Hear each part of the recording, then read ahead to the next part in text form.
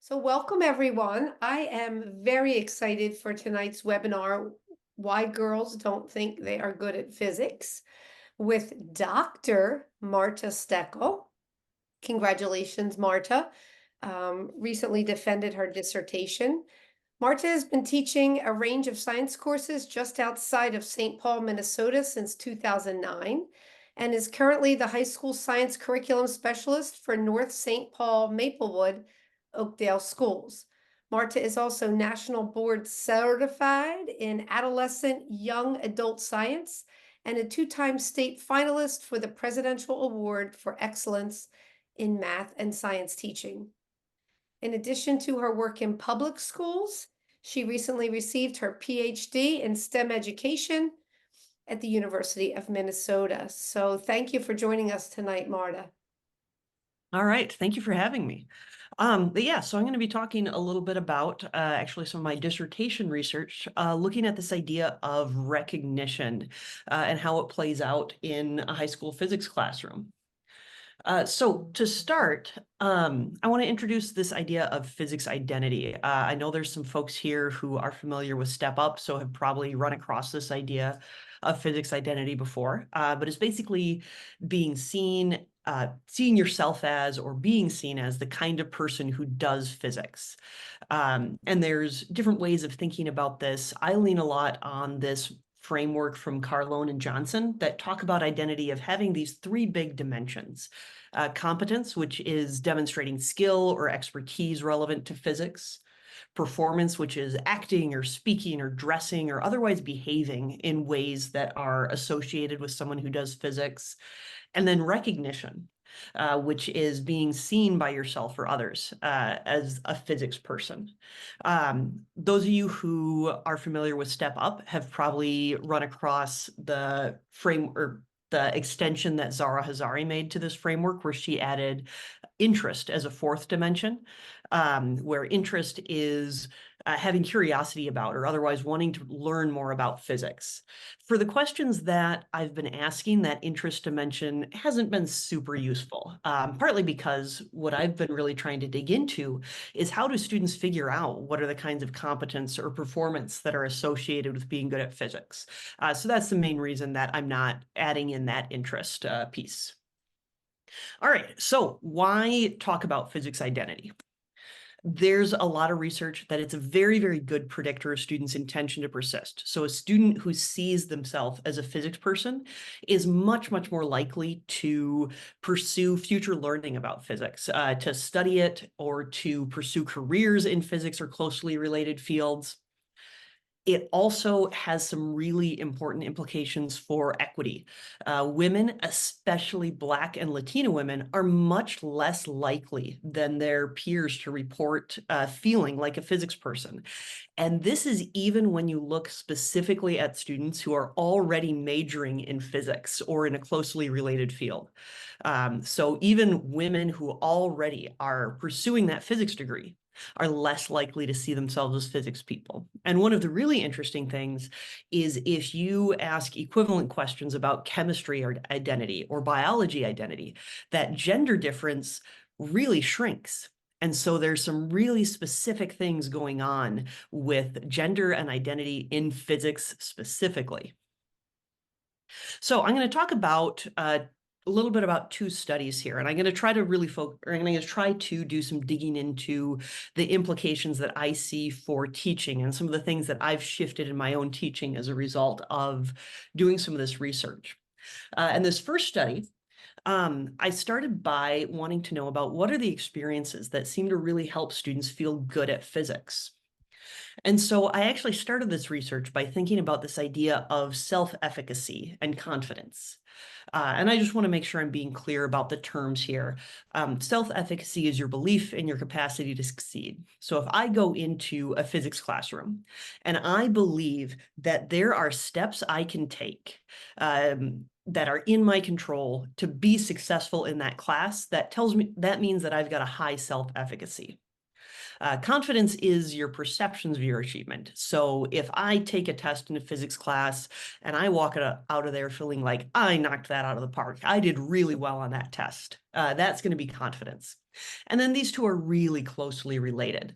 A lot of times students who, or typically when someone experiences a lot of confidence, a lot of moments where they feel really good about how they about their achievement, then they're going to start to develop self-efficacy over time. Now, there's been a lot of what got me interested in this is there's been a lot of literature looking at gender and self-efficacy in physics. Um, Study after study after study, even more than I've listed here, have found that even when men and women have similar levels of achievement, typically in undergraduate physics courses, men tend to have a higher sense of self-efficacy. I think it's a Yasmin Calendar paper that's titled something like women or men with C's have similar self-efficacy as women with A's in physics. Um, there have also been some studies that have found in undergraduate physics courses, students' self-efficacy tends to decline over time, and that women's declines even more than men's. And so that gives some evidence that there's something that happens in the classroom that impacts students' sense of self-efficacy, those beliefs about whether or not they can learn and do well at physics. So I wanted to look at this in a high school context. I used 2 years of data collection. I studied a AP Physics 1 class at a suburban public high school. At this school, at the time, it was almost entirely 12th graders taking this as an elective. There were roughly 45 students per year of this study across 2 sections. Probably not surprisingly for an AMTA webinar, the curriculum for this class was based on modeling instruction. And then this class used weekly standards-based assessments. So students, instead of getting a percent grade for the test, they got a score on a scale of 1 to 5 for how they did on each standard that was assessed. And they took those about once a week. The demographics, you'll notice that for both girls and students of color, fair bit less than the overall school population. So there were some things going on with gender and with race in who sought or in who even signed up for AP Physics at this school. So the first question I wanted to get into with this study is essentially, is there a confidence gap at this school? Are girls and boys in this classroom experiencing confidence differently? So to look at that, on every assessment that students took, they were asked to self-assess. How do they think they did for each of those standards on the quiz? And then over the course of 2 years, I recorded those self-assessments and students' actual scores. And I ended up mapping those onto something called the CCL Confidence Achievement Window, which is some very fancy sounding language, but is essentially just a graph where the horizontal axis is telling you about confidence and the vertical axis is telling you about achievement. So it's a way of looking at that relationship. Thinking about that literature where men in a lot of these studies tend to be much more confident than women. I'd expect from that literature to see men overrepresented in this lower right quadrant with high confidence and low achievement, and then women to be overrepresented in that upper left with lower confidence and high achievement. What I ended up finding in this class is that most students had a pretty accurate or had a pretty well calibrated confidence. So they were pretty accurate in those self-assessments. And I didn't have a whole lot of students in that underestimating or overestimating. And then when I did some statistics on boys versus girls, there was no statistically significant difference in this relationship between confidence and achievement.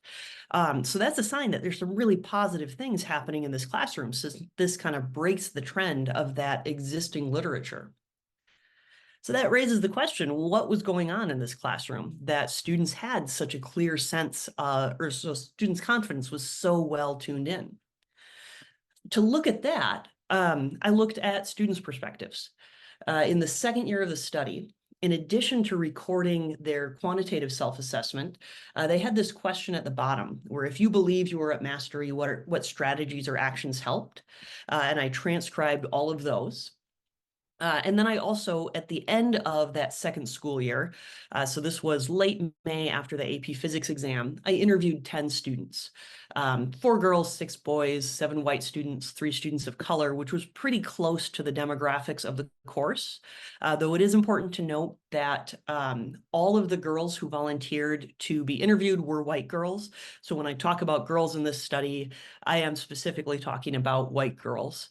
And then all of these students were volunteers. So they were students who had relatively positive experiences in the course to want to sit down with me and spend 15 minutes talking about their physics class with me.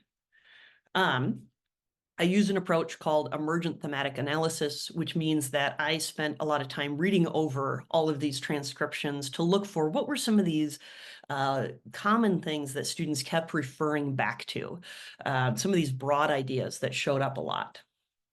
And there were quite a few that showed up really similarly for boys and girls. And so a few of these really important things didn't show any gender difference in this study. One that I think is really relevant to a lot of modelers is guided inquiry labs. We all do a lot of that in our teaching as part of the modeling process. And I found some students talked really, really positively about that. They saw this guided inquiry as a way to build confidence and build self-efficacy. I got a lot of quotes like the student on this slide who talked about figuring it out yourself. She used this language about you're this scientist that knows everything, which as someone interested in identity, my ears just perked up when I heard that.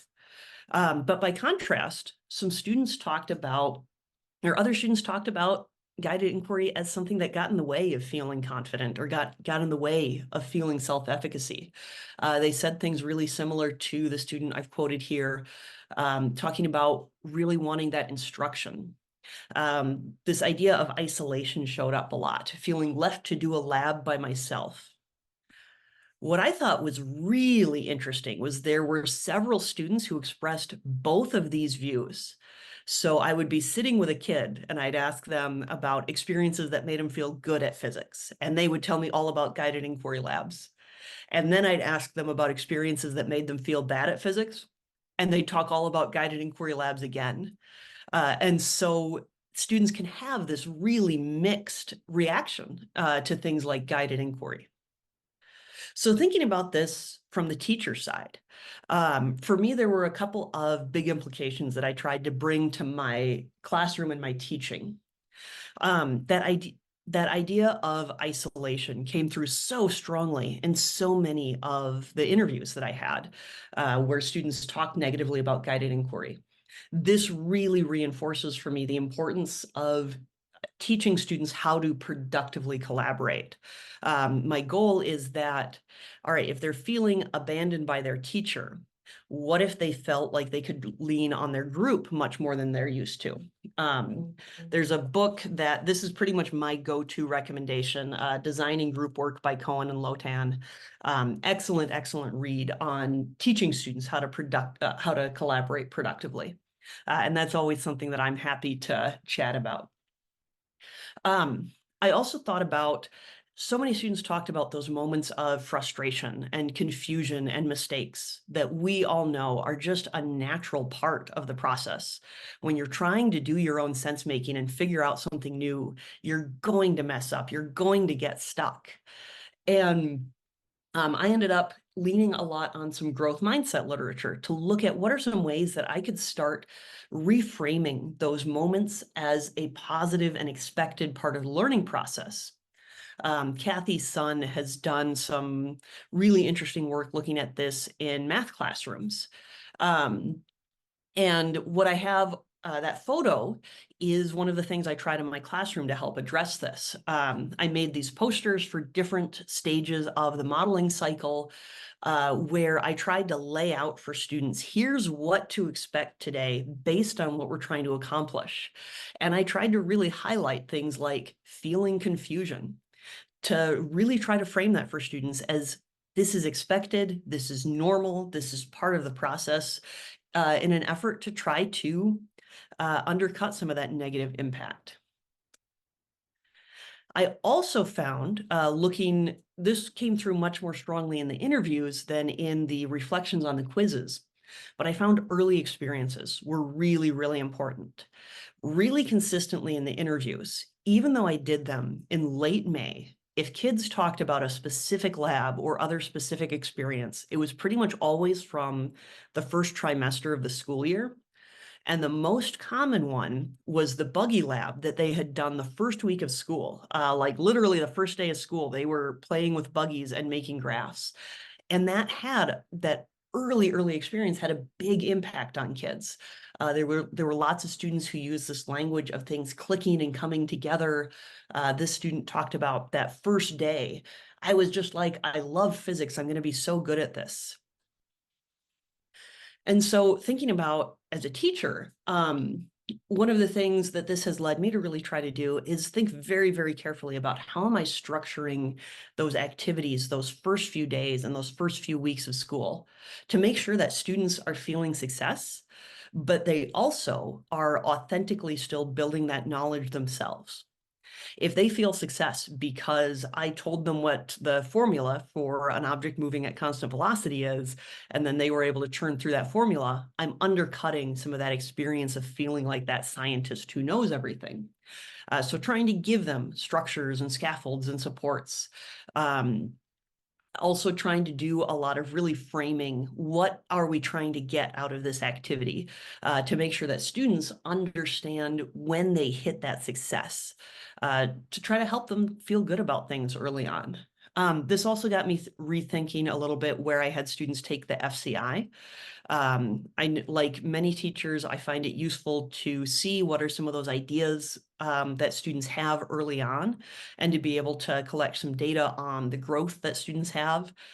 But also that tends to not be something where students feel super successful early on. So I ended up moving it to usually the second or third week of school once we'd gotten a little bit farther into constant velocity, just to try to help with them feeling that success right away.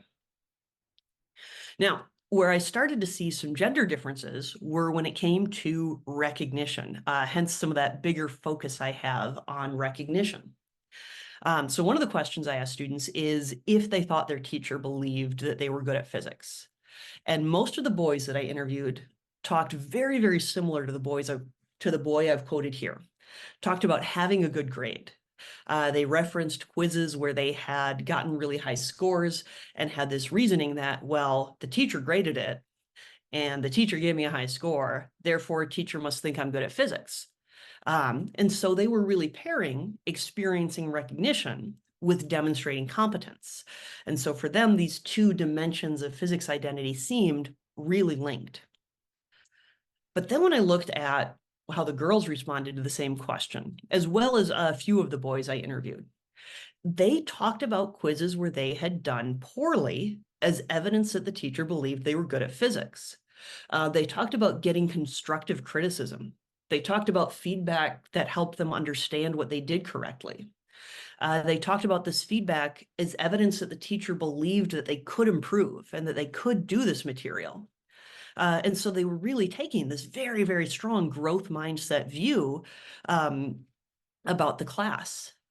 And because of that, they were able to experience recognition even when they weren't demonstrating competence at physics, which I thought was incredibly powerful. And what a cool thing for kids to take away from an assessment where they did poorly, that the teacher believes they can grow and improve. So in my own teaching, this got me really looking at how do my assessment practices encourage a growth mindset? How can I help get not just girls, but more of my students in general taking that view that the teacher believes they can improve? So a few things or one thing I think was really important in this context is students had assessed over each standard at least twice in class. And so they would take a quiz, they would get their feedback, and then usually within about a week, they'd reassess over those same standards. And I think those built-in retakes where they knew they were going to have the opportunity to act on that feedback was a really important part of why students were able to take those messages about improvement. Um, the teacher also tried to use a lot of descriptive feedback. They're tried to avoid things like just putting an X through things that are wrong or a check by things that are right, but more and the teacher tried to use a lot of feedback on process, things like pointing out good strategies, pointing out things the student had done well, even if the student ultimately didn't get to the correct answer, or using descriptive feedback like suggesting drawing a diagram that maybe the student had skipped but might have been useful for their thinking. And I think some of those moves are part of why students were able to take those really positive messages. And so I think really trying to build those in was really important for the girls in this class to be able to get those positive messages. And then recognition from peers was another really important one. Boys talked a lot, or had a lot of things to say very similar to the boy I've quoted here. Things like their peers asking for their ideas, listening to what they had to say, asking questions of them, taking their input very seriously. I think every single boy I talked to described these kinds of experiences and saw them as evidence that their peers thought they were good at physics.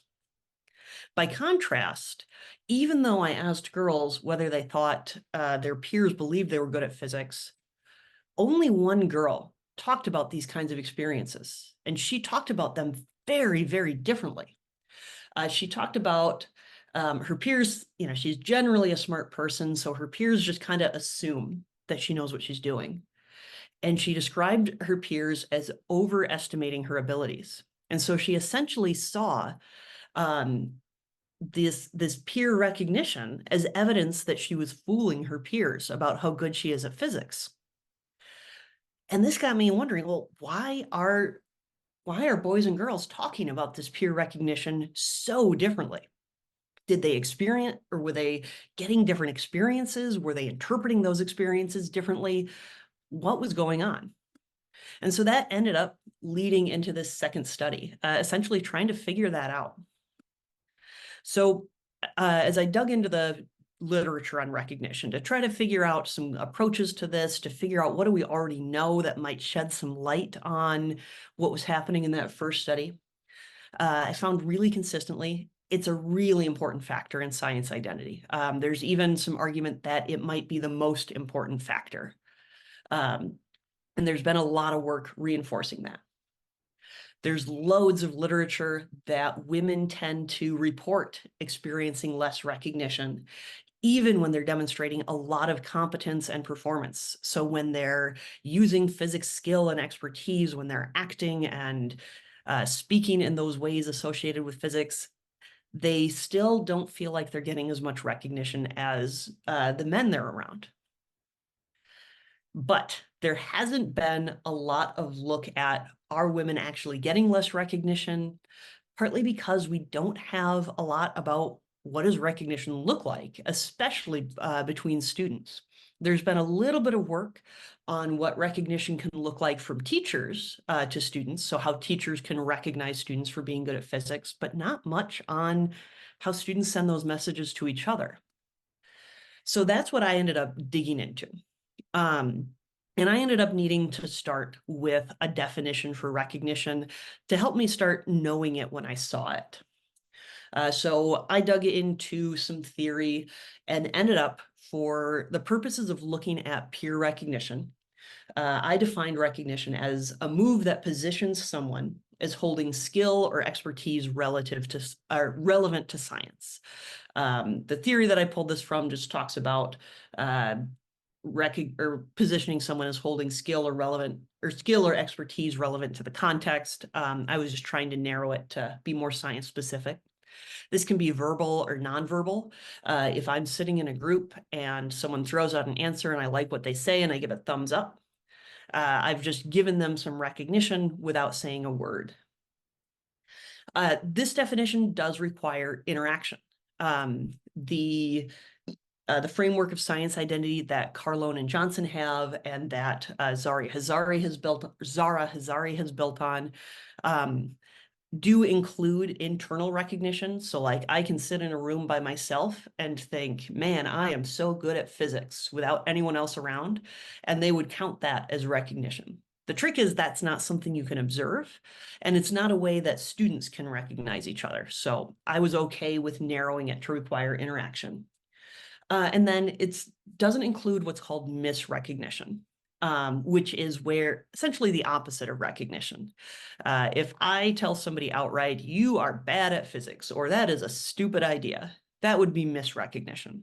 And just for the purposes of this study, I decided I was not going to dig into that. So I went back to AP Physics at the same class or at the same school. This was about 2 years later. Um, Previous study was in the 18-19 school year. This was in the 21-22. 11th graders had started taking AP Physics. The demographics had shifted a bit, down to 18% girls, but there were now more students of color than in the overall population.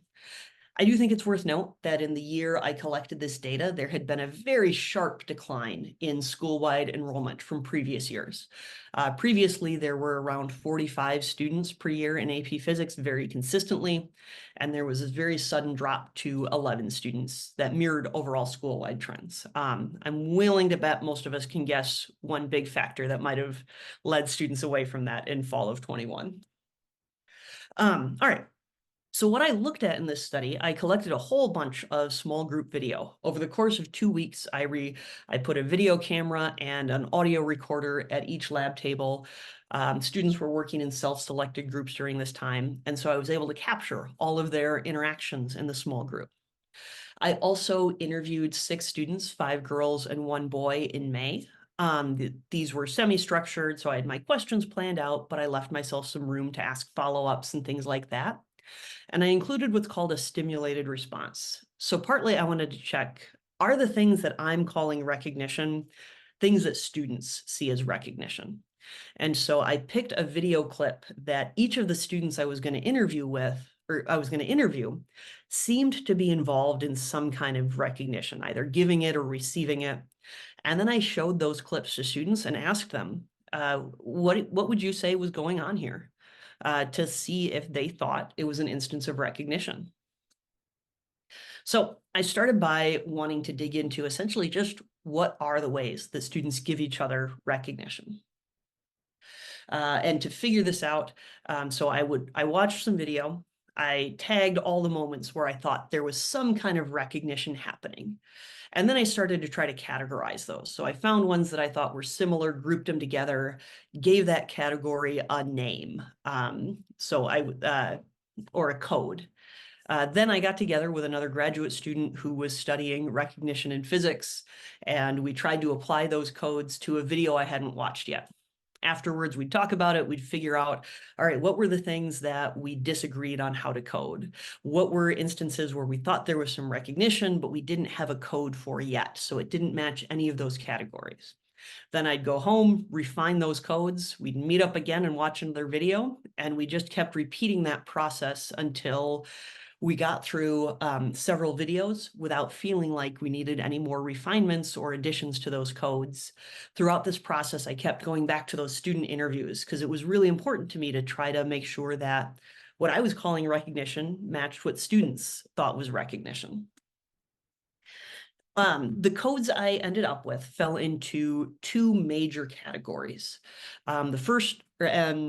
These 2 categories also show up in some work from Wang and Hazari looking at how do teachers recognize students. Though some of the details in how these types of recognition play out end up looking very different in the data I have than in the work by Wang and Hazari. I think just because teachers have some different moves available to us than students do in the classroom. So explicit recognition is very, very direct. And it usually happened at a specific moment. So I can point to the spot in a transcript or the timestamp in a video where that recognition happened. And while students were in their small groups, almost all of that was in response to right answers. And so it was either students accepting something as the correct next step to take on a larger task or accepting a correct answer on a problem, but somehow accepting something as correct. Implicit recognition was much less direct. It could be things like what I called active listening, where a student was leaning forward, their gaze was directed towards the task, and so they were engaged, they were paying attention, but they were letting a group member take the lead. Or it was a student would ask a question or share an idea, and then the group would really engage with it. They would respond to it deeply and think about it. And students interpreted that as a form of recognition. And so these were often much longer exchanges. There wasn't really a specific point in time where you're like, yeah, that's the spot, but it could be several minutes. And then this implicit recognition came in response to a really wide range of contributions. It was in response to ideas that may not be correct or complete. It was in response to good questions. Um, so these really cool, broad kinds of contributions. So once I had some ideas about what does recognition look like, I wanted to start digging into identity to get back to that idea of why are girls so much less likely to see themselves as physics people? And I ended up kind of needing two ways of thinking about identity. One that I'm calling personal identity is essentially that question of, am I a physics person? So when I interviewed students and they talked about the ways that they as an individual were good at physics or the ways that they received recognition, that was personal identity. But there's also this idea of normative identity. So this is more about students' conception of what does it mean to be good at physics. So that picture they have in their head of that ideal person who's good at physics. So when students talk to me about what did it mean to be good at physics in their class, when they talk to me about ways that their peers were good at physics or ways that they gave recognition, I interpreted that as being connected to this normative identity, this sense of what it means to be good at physics. And I found some really interesting things. So with normative identity, they had these really cool, broad ideas about how you could be good at physics. And this was true of both the boys I interviewed and the girl. They talked a lot about questions and the value of that as a way of being good at physics. When they talked about their peers, they could talk about students who asked really good questions, and that's someone who's great at physics. Um, they talked about brainstorming, sharing out ideas that might be wrong. Um, so some really cool things happening here. And so this leads to the question, well, how did students get this really broad view of how they could be good at physics? Um, so with the questions, the teacher did a lot of work to really try to explicitly value questions. She did a lot of giving explicit recognition when students asked questions, like responding with enthusiasm or saying, that's a good, great question. The teacher would sometimes use group roles that had a lot of sentence starters that were questions as a way to show that this is a valuable contribution. Um, the teacher had some sentence starters from Ben Wildeboer posted in her classroom. Again, majority of those were questions as a way to communicate that this is a valuable way of contributing to this class. The teacher also tried to give a lot of explicit recognition when students would share an idea, especially in whole class discussions, even if that idea turned out to be a wrong answer, trying to give students recognition for just sharing that. The teacher tried to avoid doing too much of the evaluating ideas herself and instead focus on evidence, which I think helped give value to the discussion that students could have about those incomplete or incorrect ideas, which then helped place value on those ideas. The teacher also did a lot of mistakes whiteboarding where students would prepare a whiteboard with their solution to a problem, but include at least one intentional mistake. And then one of the cool things that came out of that is when kids would make a mistake while they were working on the problems, instead of being frustrated, they would get excited that, oh, now I've got something to share when we whiteboard this. Um, so I think there was some very intentional work by the teacher to help build up some of this. And then more broadly, the teacher also did some discussions before and after activities to try to brainstorm. So what are some of the skills that it took or that your group needed to be able to complete this task? And students could often generate some pretty far-reaching lists, which again was a way of valuing a range of ways of being good at physics. The teacher also did a lot of reflection and would sometimes use things like this one I've got a screenshot of that laid out some pretty broad ways of being good at science and asked students to reflect on those. So this teacher was doing some naming some of that and so on. Now, personal identity. This started to look a little different. Students talked about things like knowing what to look for.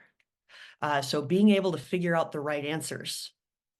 Again, they talked about things like when I do something right.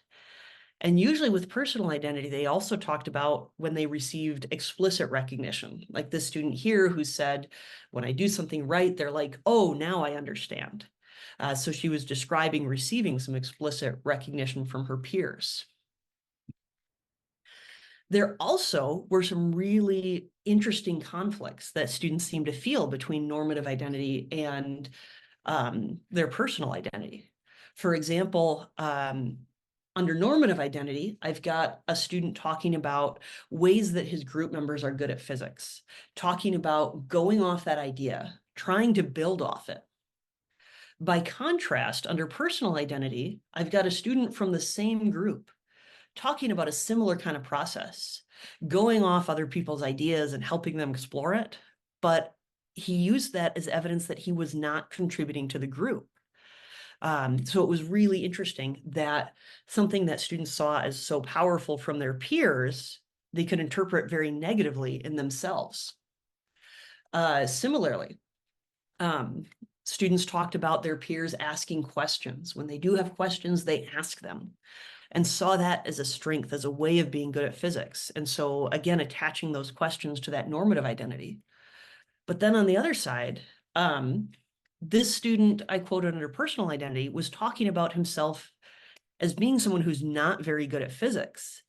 And when I followed up with, well, how do you know you're not very good at physics? He said, I tend to ask a lot of questions. And so, again, that same thing that was a strength in their peers, they interpreted negatively in themselves. So I think some of what's going on. I saw a lot of students tying their personal identity to this idea that Archer calls the effortlessly clever physicist. It's this stereotype that exists in our culture of this physicist who can just very quickly and easily figure out these brilliant ideas and solve these incredibly complex problems, barely even needs to try. It's something that arises out of a lot of pop culture, out of the ways that sometimes some professional physicists present themselves. Sheldon Cooper is a very prominent example of that if you've ever seen The Big Bang Theory. And one of the problems with this is not only is that a very limited view of how someone can be good at physics, but partly because of all those popular conceptions and all those popular representations, it's very tied to whiteness and masculinity. I think most of us, if we think about movies or TV shows or books where we've seen that, where we've seen a character that fits that archetype of the effortlessly clever physicist, it's usually going to fit that white man. And so then that really narrows who has access to that science identity. If your race and your gender don't match that effortlessly clever physicist, and you have to work to figure out physics, that's going to make it really hard for you to see yourself as a physics person. I also saw a lot of evidence that that students were really tying the ways they were good at physics to what they received that explicit peer recognition for, which again tended to be about correct answers. So, digging into like some of those transcripts I had, I was kind of trying to figure out, so why is explicit recognition mostly about those correct answers? Why does it seem to just keep reinforcing this idea? And I think some of it is it tends to come right after the contribution. Someone says something, offers an idea to the group, and then that group responds with that explicit recognition. A lot of us as teachers know that a really good question or a really interesting idea takes some time to show that value. When someone asks a good question, it's going to launch an amazing discussion that can take a while to happen. And I think it gets hard for students to track how those contributions led to the end point, at least in the moment. And so when they figure out this really important concept, I think it's sometimes just hard for them to keep track of who asked that question that led them down the path that got to that really great place. But I think it's also really important that when I interviewed students, so I had them in this more reflective setting where they were looking back on their experience in the class, they could recognize all kinds of really cool contributions in some really explicit ways that didn't tend to get explicit recognition during the small group work. And so when I go back to my teaching, that tells me that I think it's possible to shift what students get explicit recognition for. Um, so one of the things that I really tried to do is make those discussions where we'd talk right before or right after an activity about the skills that groups needed. I'd try to tie that in to a way for students to give and receive recognition. So I'd not just generate that really broad list on the whiteboard, but I'd ask students to reflect. What's a skill off this list that you demonstrated during this activity, and how did you demonstrate it? And students would come up with things like making connections or representing their thinking. And so this was a way for students to come up with some of those broad ways that they had contributed. I also did some asking students, how did one of your group members demonstrate one of these skills? And then I'd have them share it with that group member. So turning this discussion that initially I used as just a way to brainstorm, what were some of the different kinds of skills that we needed as a way to honor the breadth that it takes to complete a really rich task. I tried to turn it into an opportunity for students to give each other some explicit recognition for some of those different ways of being good at physics. I also tried to do some integrating it into the reflections that I use, asking students to recognize an unsung hero. Tell me about how someone who you don't think got recognized in the classroom contributed to your learning. And then I could share that with the student who had gotten that message as a way for them to get some of that peer recognition that was really difficult for students to give each other in the moment. So that is, yeah, a little bit of some of that research I've done. Um, you can access the slides using the QR code or that link down at the bottom. I'm also always happy to hear from people and to chat and bounce ideas around. And with that, I'd like to take a few questions. Marta, I have a question. Yeah. Can you give me an example of how you would do those pre-post activity reflections? Would you give students paper? Would you give them verbal directions? Would you do it immediately before and after the lab experience, the day before, the day after? So I usually would do it either immediately before or immediately after. I'd typically pick just one or the other for a given lab activity. So for example, like with the buggy lab, once we had kind of set up what the task was going to be, we'd figured out the question, what students were going to be putting on the whiteboards. Before I send them off into their groups, all right, let's brainstorm what are some of the different skills that your group is going to need to complete this task. And I'd usually do that as a whole group discussion. So I'd ask students to just start calling things out. I'd write the list on the whiteboard. And part of what that did is it gave me some power to moderate the list a little bit. If students were getting too far into, oh, being able to crunch numbers, being able to do math really fast, I could be a little bit less enthusiastic about writing those up. I could sometimes reframe them into something more in the direction I wanted to push students. But then we'd get this really long list on the whiteboard. Um, and then sometimes I do that, and then when I did it as a post-activity discussion, very, very similar format, I just wait until after we had completed it. I usually try to do it the same day so it was still pretty fresh.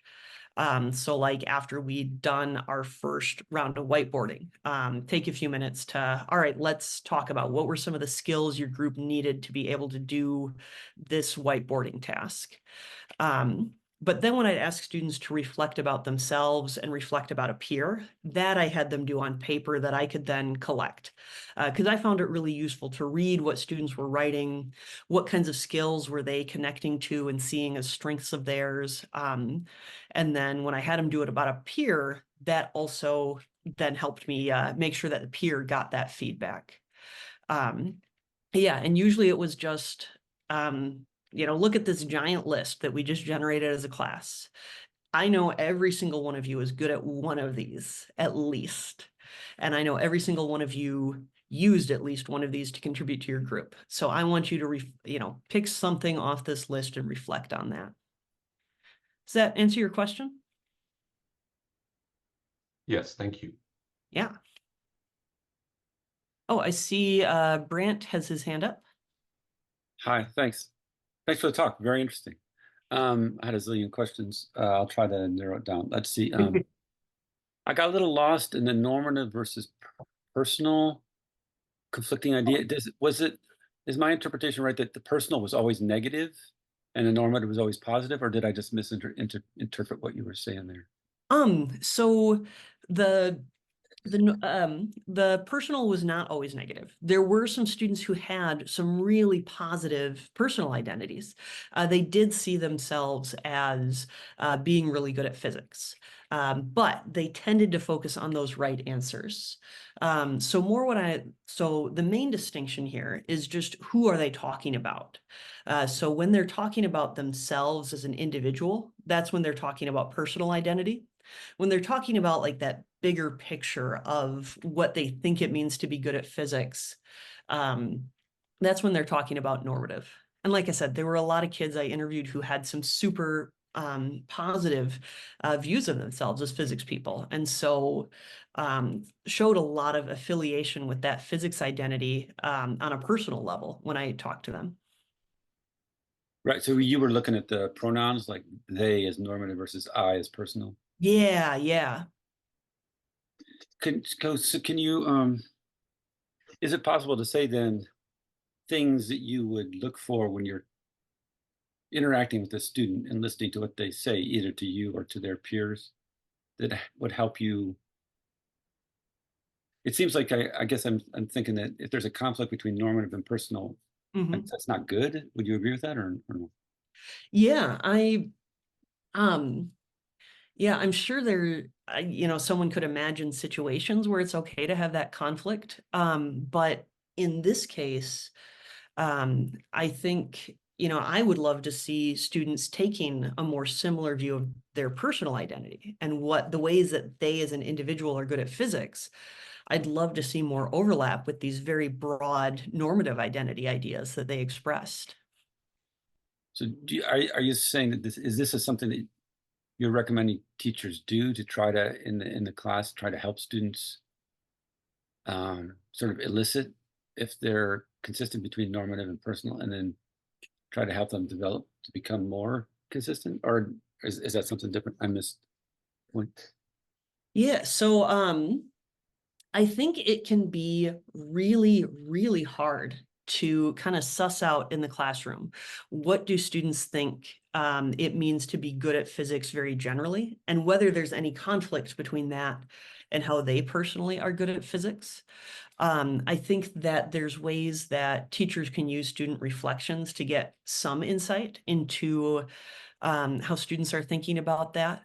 Um, but yeah, I mean, I think it's really hard to pick up on that without, really sitting down and taking, I mean, the interviews I did for this study, I think I spent pretty much a full school day sitting down and talking to kids one-on-one, which realistically is not something that teachers can do regularly. And so I think it can be really tough as a classroom teacher to figure out if that conflict exists. Um, I think what I've tried to do in my own teaching is working with some of those reflections and some of those other changes I made, was to try to push students to recognize in themselves and in each other some of those broader ways that they were good at physics. And then I did some paying attention to some of the reflections I had them do to try to look for evidence that they were maybe connecting to some of those broader ideas. Does How that often, make how sense? often, yes, yeah. How often would you have them do, like, I guess when you say personal, it's like they write some kind of self-reflective piece. Mhm. How frequently would you do that? I did it probably about once a week. Okay. And And you a had, lot of them were very, very short. was there like the same prompt every time, or you modified the prompt? I like to modify the reflection prompt. Otherwise, students start to treat it as too much of a rote thing and aren't necessarily thinking too hard about it. Um, but yeah, so that's where it's nice to have some different strategies. Like I said, the tying it to those pre and post activity discussions. That's something I might do one week. The next week might be more of an unsung hero thing to recognize a peer. Um, Next week I might have them look at like some of those lists of like the one from Kelly O'Shea that I had the screenshot of. Yeah, to try to keep changing it up so that help kids think a little bit more. Great. Sorry, I'm talking a lot. One last thing. The unsung hero thing, it reminded me of something. It's kind of a goofy connection I read in Dear Abby many, many, many years ago. And she would write about, she talked about when students talked about they had a favorite teacher, like in elementary or something, and they were Mhm. writing later. And something that came back consistently was they had a teacher who, each student wrote something that they really appreciated about somebody else in the class. Mm. And then the Mhm. teacher, I don't know if, I forget if the teacher would share it with the whole class or just individually with the student. And students, like people who wrote to Dear Abby, were like, that's what they remembered the most, right? From all their experience in all their education. It was so meaningful and powerful for them. So this idea of recognizing unsung hero, I think, I don't have any research on it, but I was always intrigued and wanted to do something like that, but I didn't know how to work it into my class. Thanks. Yeah. Joanne. Hi, yeah, thank you. This is fascinating. I really am enjoying this. My question is, and I honestly don't know that this is something you did and didn't discuss, or is just was maybe not thought of to do. Did you find that throughout the term and then throughout the year that physics identity shifted, especially based on some of the things that you were maybe adding into the classroom, some of these things you just talked about, and that idea of I am good at physics, or them self-recognizing some of the ways that they maybe are good at physics that people don't necessarily think of as, those, like what you talked about with Sheldon, those kind of effortless things, more of the soft skills maybe that can be recognized in that. I was just curious about that. I don't have formal data on that. That was my original plan, was to do 2 or 3 different time points. But it is collecting video of every single small group has a lot of logistical challenges. And then this is a very time intensive form of data analysis. And so it ended up just not being realistic to do. It's something I'd love to do as future work. Looking at my own teaching and just thinking about the conversations I have with students, I feel like it's something that shifts, but that is purely anecdotal. Yeah. Yeah, I was just gonna add, and I don't know if anybody's hand is up or not, that just me alone, just in what I've done in the physics classroom, obviously it's nothing, formal like this, but I've noticed some of the things that you've talked about, uh, students, and I find this particularly some of the young women who never really felt an affinity to science at all, that suddenly realized that the inquiry, the discussion, the collaboration, all of those kind of, again, those soft skills that are so important in other aspects of life, suddenly they realized they were actually really good at this, and that asking questions in a more Socratic method, or, like that Harkness style, or whatever you're going to do. I can do it standing around lab benches. It's the idea that they felt that they were a part of something and not just seated there. One is counting as a number. And Mhm. I think that really made a difference to them. And I don't have any formal data. I just have, like you, anecdotal evidence from the students over the years and my own research on some of this. So thank you. There's a joke in social science research that 90% of what we do is just confirming things that people already kind of know and just haven't formally collected data for.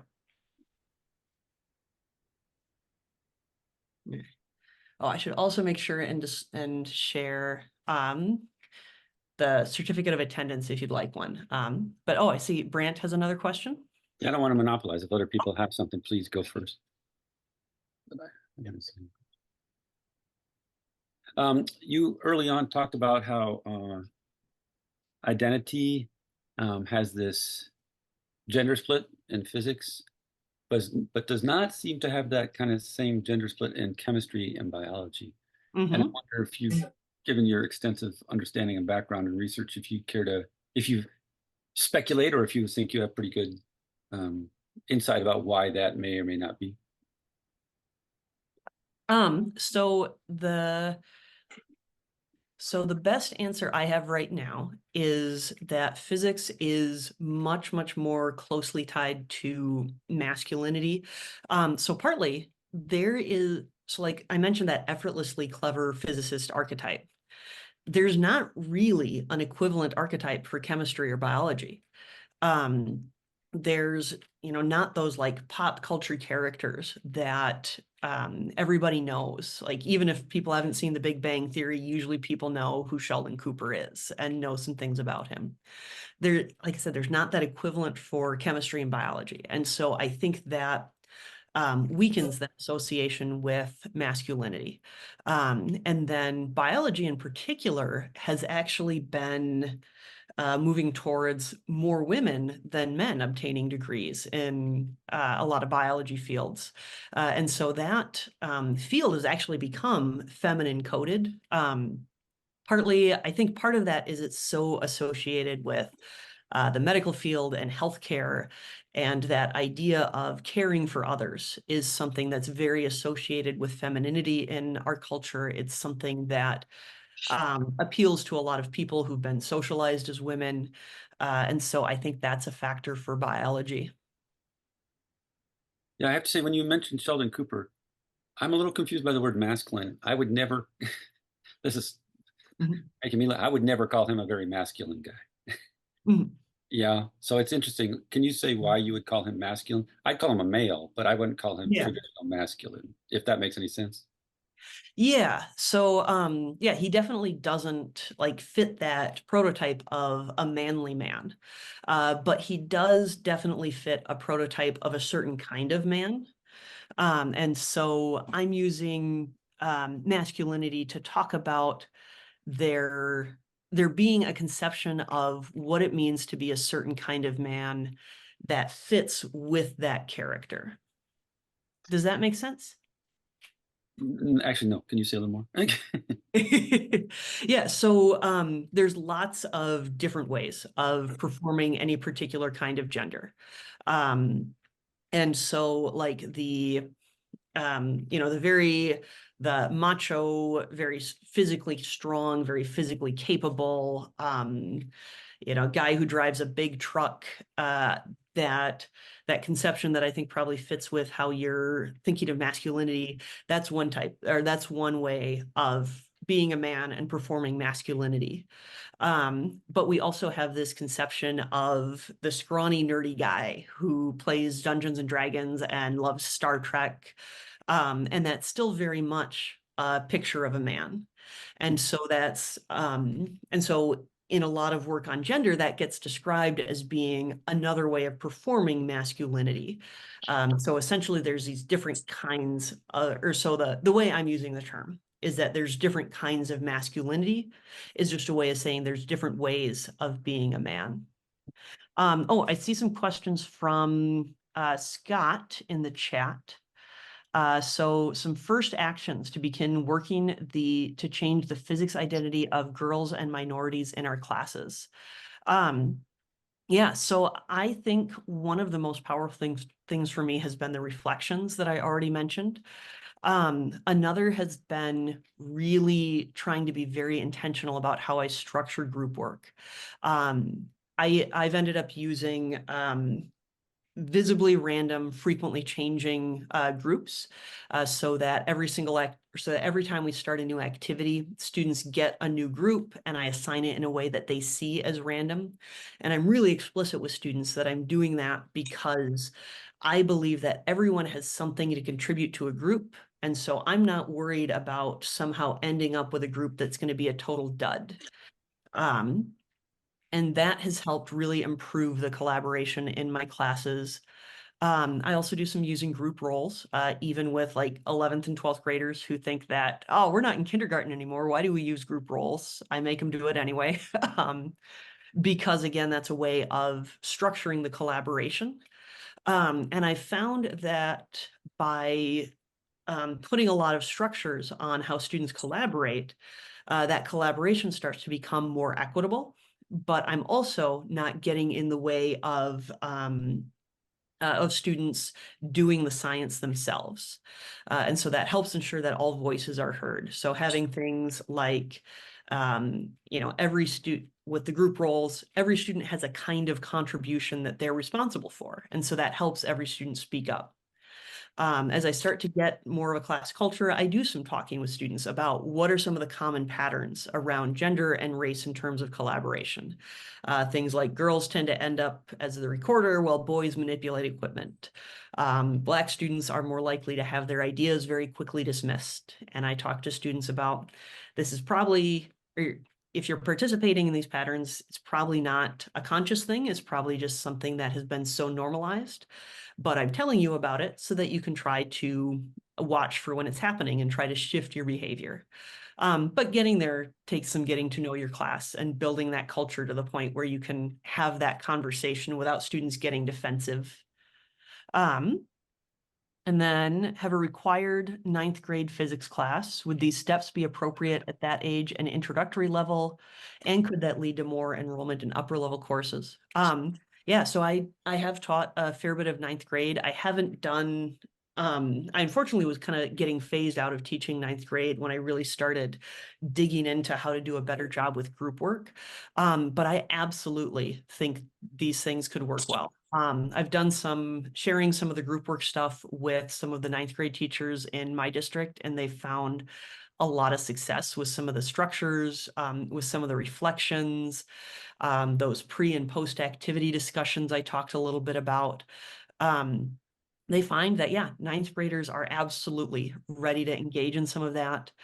I don't have hard evidence for this, but when I look at things like the demographic difference between the school overall and AP Physics in these studies, students along the way through their schooling were getting messages that because that AP Physics was not going to be for them. And I think if they were having different experiences, if they were building that identity from earlier grades, I think they probably would have been more likely to enroll in upper level courses. So I don't have hard evidence, but my gut says yes.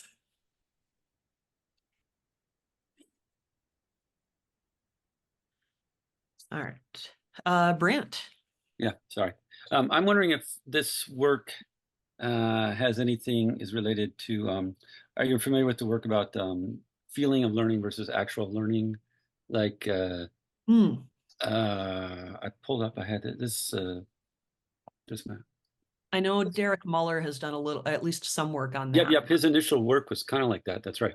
And then Luis de Solares, who is a student of Carl Wyman, he's at Harvard now.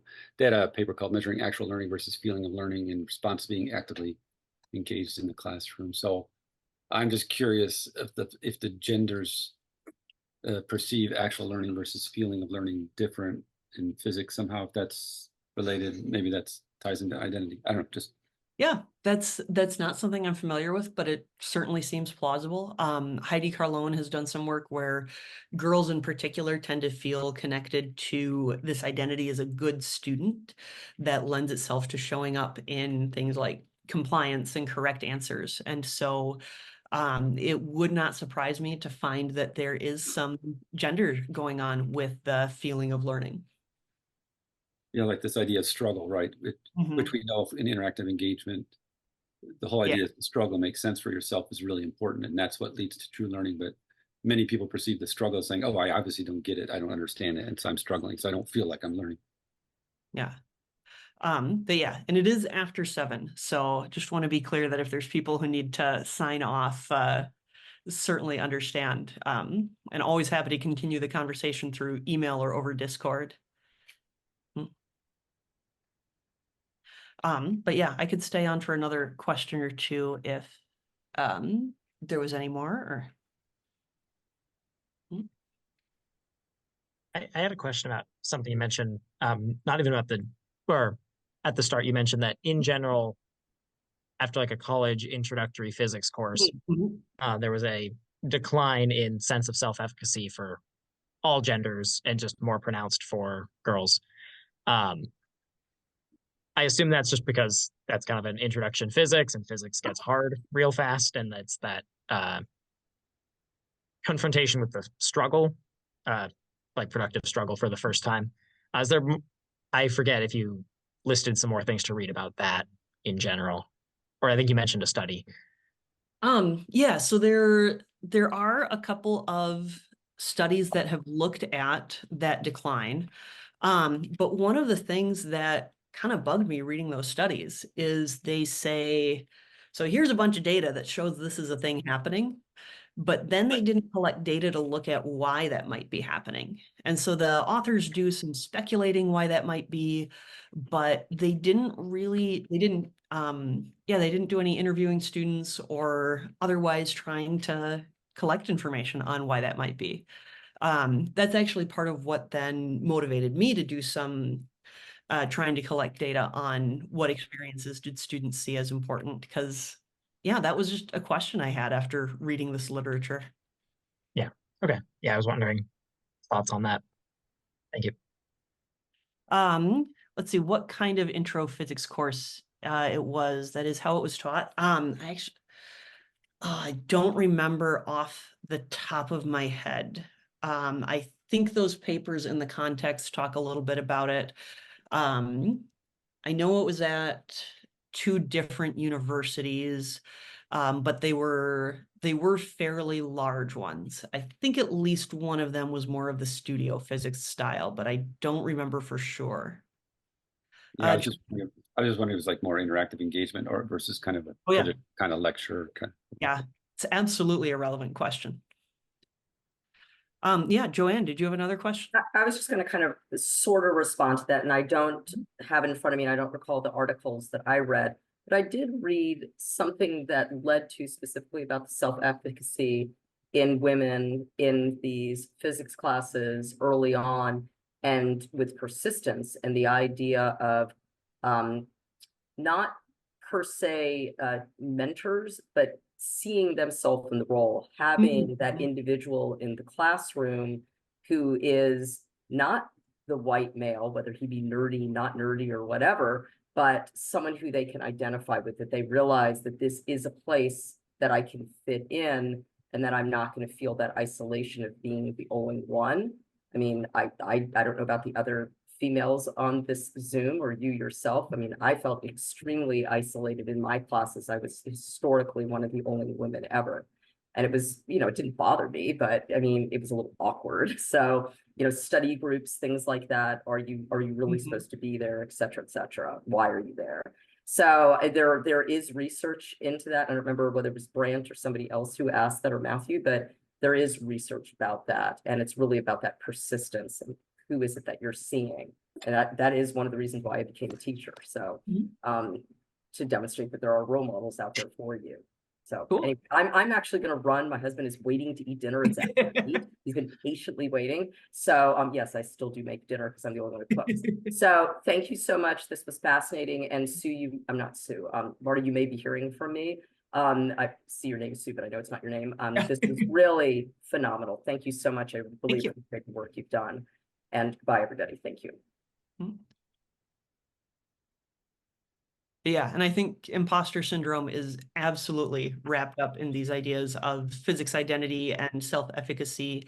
I think a lot of these concepts are looking at some kind of similar experiences and some similar issues and just using slightly different lenses. So yeah, there's absolutely very related work on imposter syndrome on this stuff. And it might even be related, like the Kruger-Dunning phenomena, right? Right.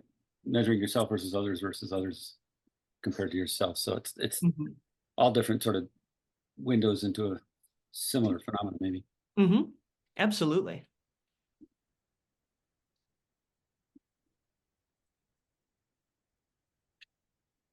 Can I ask another question? Yeah. So early on you were talking about, and I think I lost the word, it might have been identity or not, but you talked about, it was one of the early slides. Let me see, you put them up there.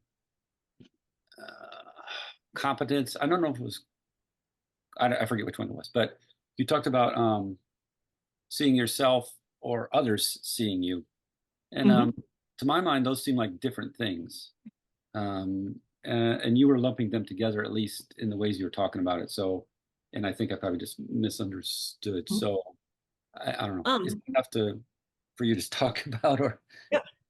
No, in this physics identity framework, so the one that Carlone and Johnson came up with, and the one that Zara Hazari has built on, they absolutely lump recognition that's internal and external together. So recognition from yourself and recognition from others. In their framework, they put all of that under this large umbrella of recognition. I do think there's some very different things going on with that. But I think some of it is they're trying to keep this framework from getting too complicated and having too many small little pieces. And so lumping those related ideas together under this umbrella of recognition is a way to just get a more manageable framework. I think is part of it. But yeah, with my work, I've ended up really trying to focus on that external recognition that comes from others, just because that fits with the kinds of questions that I've ended up asking. That's much easier to measure too. Oh, absolutely. Internal recognition, you cannot see in the moment. Yeah, you can't see what's inside people's heads. Student to student recognition or teacher to student recognition, that you can see in the moment. Like, would you hazard a guess which you think is more important? Or are they pretty equal, or what's your sense? I think that ultimately it's important for students to get to that point of experiencing internal recognition. If I never get to the point of seeing myself as good at physics, I'm not going to start to think of myself as a physics person. But I think that the external recognition is part of that route to experiencing that. I think hearing from other people the ways that I'm good at physics and the ways that I'm contributing helps to contributes to building up me being able to see that in myself.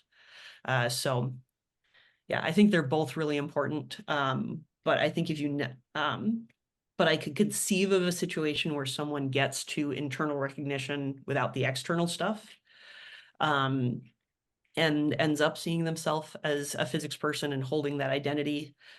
I don't see how you get to holding a physics identity without that external recognition ever converting to internal. Have people done models on that to show that direct link? It seems kind of makes sense, but and I wonder if there's like gender differences too in tying what Yeah. external people think versus in what you're, that like the self-efficacy, right, is very different in that sense, my understanding. Yeah, I haven't seen models on that yet or attempts to explore that yet. Yeah, I got interested in recognition, partly because, like I said, I realized there's so many questions about what is it and how does it really interact with identity. So I think there's a lot of, yeah, I think that's one of many questions that are well worth asking about recognition and worth trying to figure out. And yeah, because I guess if we understood it better, then we would know better how to address it in the classroom and make it more effective, whichever direction it needs to go. Absolutely. Yeah, thank you everyone for coming and for the great conversation. Thank you so much. Appreciate it. Marta, thank you so much. It's so clear that you have thought really deeply and are well read on the topic. We appreciate you sharing your experience with it. Yeah, thank you for the opportunity.